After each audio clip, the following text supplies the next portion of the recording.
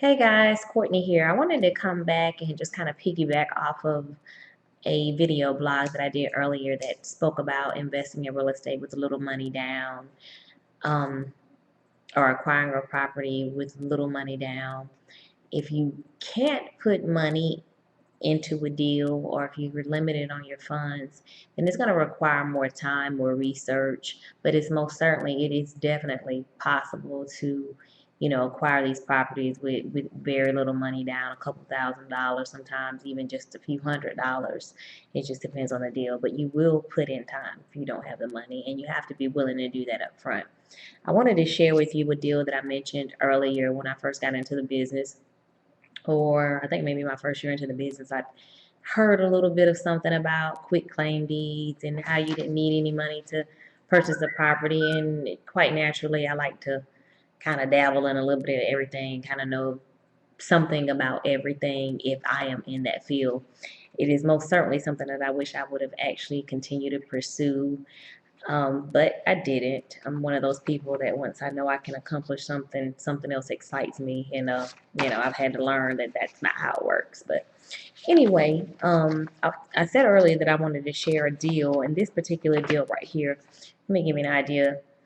This property, this was the one that I told you that I borrowed the money from my mom. I borrowed, I think it was maybe about $2,000 or $3,000 from my mom to acquire this property. The guy was delinquent at maybe the $2,000 or $3,000. Can't remember exactly what the number was, and I gave him $100 or $200, and he just felt like I was an angel. You wonder why people would do this. Some people just, I mean, I'm saving him from foreclosure, so his property will not foreclose, and I'm saving him the time and the hassle and the stress of the continuous letters and attorney fees and things like that. So some people, if they want to just get out of a situation, a quick claim is very fast. You definitely want to make sure that the person that you're quick claiming it to is somewhat reputable, because when you do quick claims, you're quick claiming your rights to the property to somebody else. You no longer have rights to that property. Now, so if you still have a loan on it, you took out that loan, so that loan still belongs to you. So you got to understand the difference. And I'm quit claiming my house to you, but I still have this mortgage that I'm liable for. So let's say this person would have quit claimed this house to me, and if I didn't pay the mortgage, or if I didn't get a renter in this property to cover the mortgage, or whatever the case, then that delinquent, even though I caught it up in the beginning, any other delinquencies or late payments or anything like that still reports to that person who is the borrower. He actually took that loan out, and or she, whoever, and they're still liable for that, but they've given up the rights to the home. So that's the downfall for the seller when they do quit claims. But this guy was like ecstatic that I had given him whatever it was, 100, $200. He called me his angel, and I was glad that he was happy, and then I was even more excited. But a quit claim deed is just, in most cases, it's literally just a one page. This is the deed to the actual property that I'm referencing. And if you guys can see, excuse the nails, honey, but it's just literally just a one page form. I mean, and then you have, I don't care about you guys seeing my name or anything else here, but I'll cover I'll cover his up. And then here you have the signature pages, and it has to be notarized where they're giving up their rights. But it's a simple document. It just needs to have the right verbiage in it. And literally, I went online. I think I went into Home Depot, and I seen a copy of it in Home Depot rather than buy it there extra cheap with some things. But I went online and I Googled the form, and I altered it and put the names of all the parties that were involved in it at that time, and we executed it. Called the mortgage company while we were there, and he authorized me to be on the account. I then sent that in writing. Later on, I think we tried to rent it out for a while.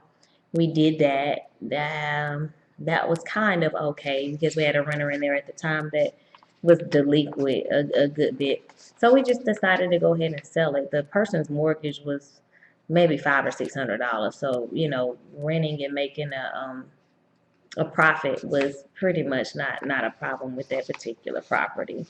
Now I'm going to show you, if you look here, so we put about, let's say round it off, let's say 3,500 into the deal by catching it up.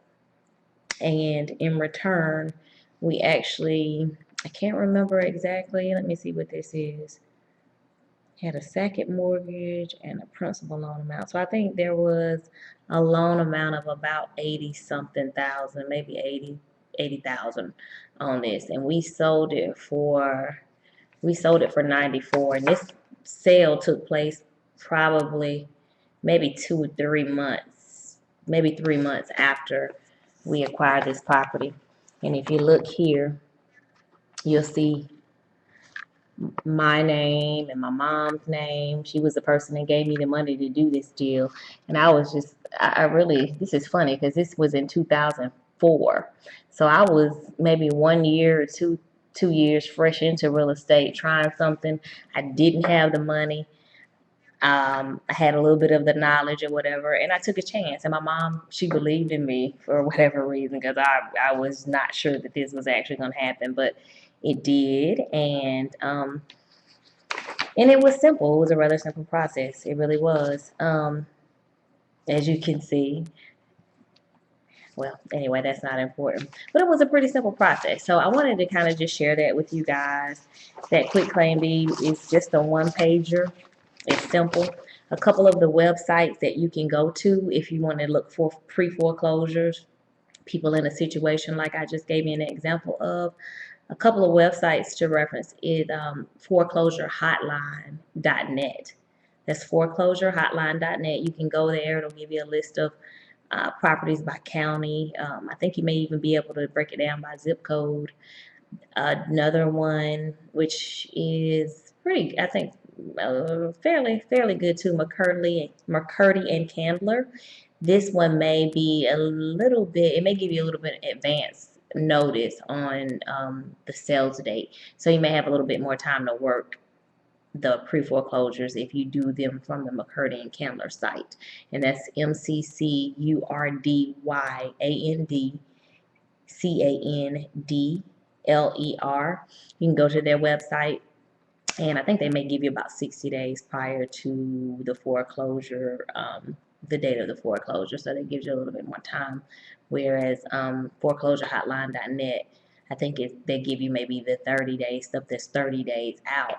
So when I say the time that you have to put in, you're going to have to research those properties, maybe do a little bit of door knocking to find somebody that has a loan that might be low enough. If you only have $2,000 cash on hand, you might have somebody that, or $3,000 cash on hand. You may have to find a house that somebody has a mortgage that's maybe about $7,000 or $800, and they're delinquent 2 to 3 months. So with that and attorney fees, you may have that the $3,000 needed to catch them up, and then you agree to the seller agrees to quit claim that property over to you.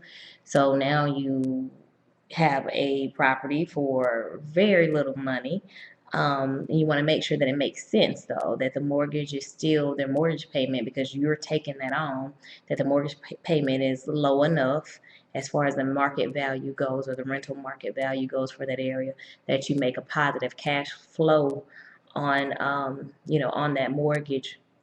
Or if you plan on selling that property, that the market value, whatever, is where it needs to be, so that you make a profit. I would say in today's market, you need to probably be looking at something that you could hold for a while if you're looking into getting pre-foreclosures, so that you can get the value out of it once the values go up. I think that is pretty much all I wanted to share with you guys. I still will share some of the other properties that I've done that were probably about maybe 10 grand outright, $10,000, $11,000 outright to buy. and they have a positive cash flow. Of course, it's all positive because it was, paid for outright. So there's no mortgage and it's just straight positive cash flow. So you figure if you buy a property at that price range, 11,500, 10,000, whatever you're purchasing at, depending on what you're renting it for, within a year and a half, it's already paid for itself, and that's just positive cash flow coming back into you. And make sure I didn't want to. Okay, I think that's pretty much it, guys. I wanted to just do what I said I was gonna do and get the information to you, and I will also post on our fan page so that you guys can see these examples a little bit more clearly.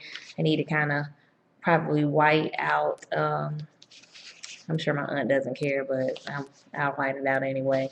And then I need to prepare those other documents and maybe block out a couple people's names so that I'm not just exposing their information. It's already public anyway if you want to find it out. But anyway, I will see you guys later. Thanks for not tuning in, but thanks for clicking play and watching your girl.